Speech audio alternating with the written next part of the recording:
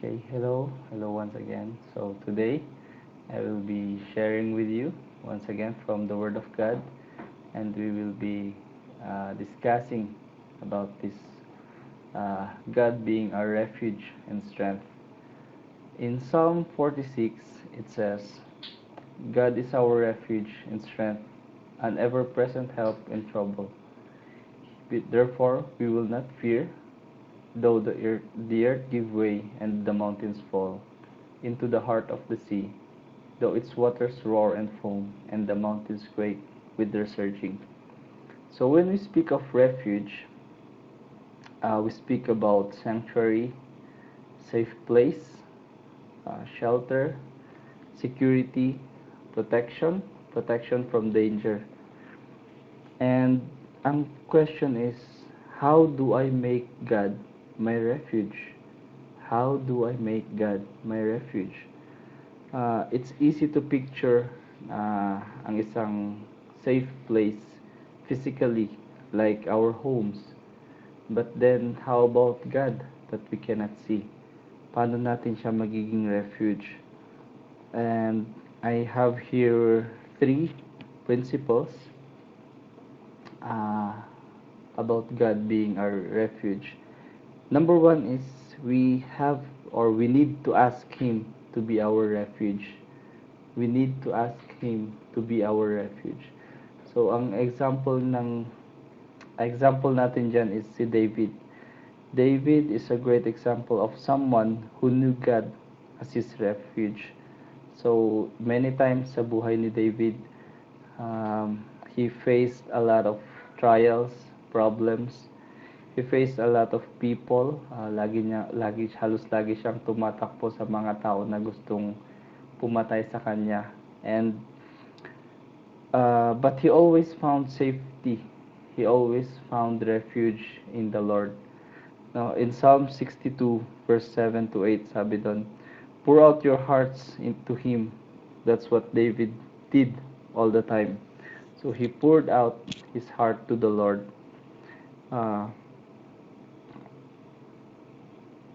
About what was going on in his life. So lahat ng problema niya, every time he faced trials or problems, he poured out lahat ng kanyang puso sa Panginoon. And when we turn to God for help and protection, we begin to know Him as our refuge. So when we turn to God for help and protection, we begin to know Him as our refuge. Number two is, you can't find true security on other things. Sometimes you find security in work, in our possessions, in our money, no? Even friends or family. But then, in Isaiah 28, verse 15, people tried to find security on other things. No? People tried to find security on other things. Example na lang dito sa amin sa Cordillera, before people naghahang sila ng mga skulls ng animals sa mga bahay-bahay, believing that they are protected from evil spirits, no? Ganyan yung tradition, or ano ba? Oh yes, tradition dito sa Cordillera. But then we may be tempted to look for safety on other things. Sa kagaya nga ng sinabi ko, sa possessions, money, or security, or even friends and people, no?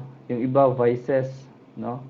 But such things can only provide false hope, false sense of security, no? After ng vices, siguro sa alak, no?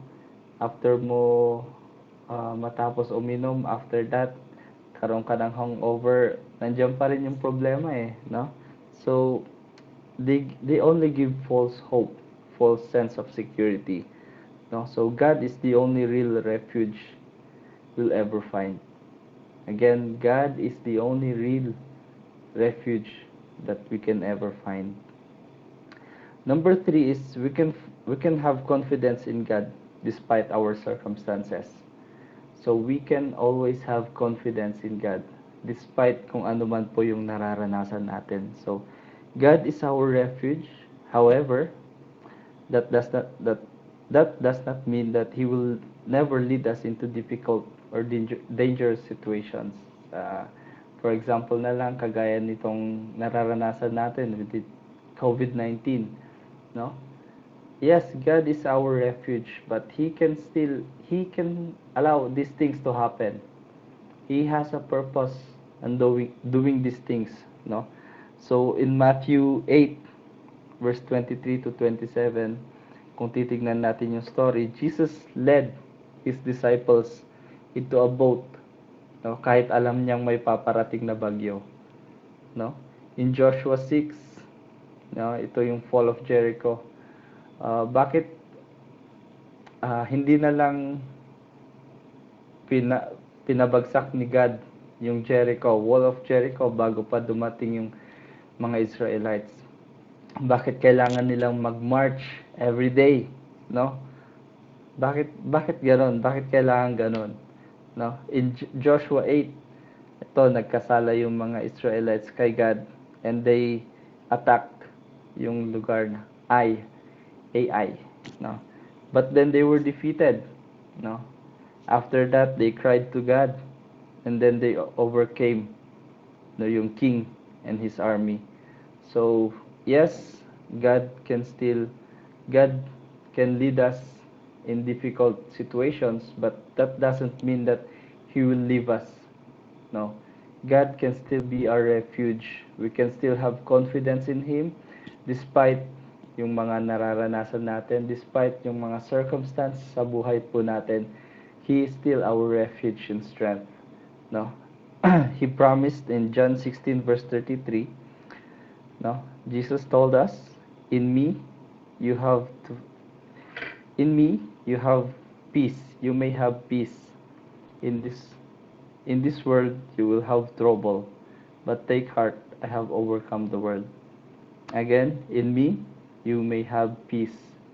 In this world, you will have trouble. No, sabi po doon, you will have trouble.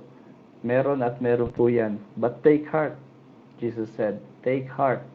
I have overcome the world. So, when you are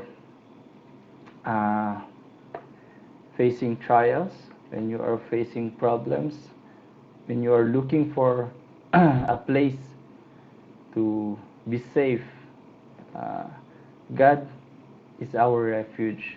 No matter what our circumstances, the safest place to be is always in the center of God's will. Again, the safest place to be is at the center of God's will. He promises to be our refuge. No, ang promise niya sa Hebrews 13 verse 5 to 6, sabi po doon, He will never leave you. Never will I leave you. Never will I leave you. Never will I forsake you. So we say with confidence, the Lord is my helper. I will not be afraid. What can man do to me? No. Through it all, God will never let us go. So, whatever trials, whatever circumstance that you are facing, always find refuge and strength in the Lord. So, wag po nating let's not find security in other things, because truly they will fail us. Pwedeng temporary, we can find peace with them, but then after that it's gone. No, but then God said He will never leave us nor forsake us. So find the refuge, find strength in the Lord, find your comfort in the Lord, not in other things. So that's all for my sharing for today. Again, be blessed and be a blessing to others.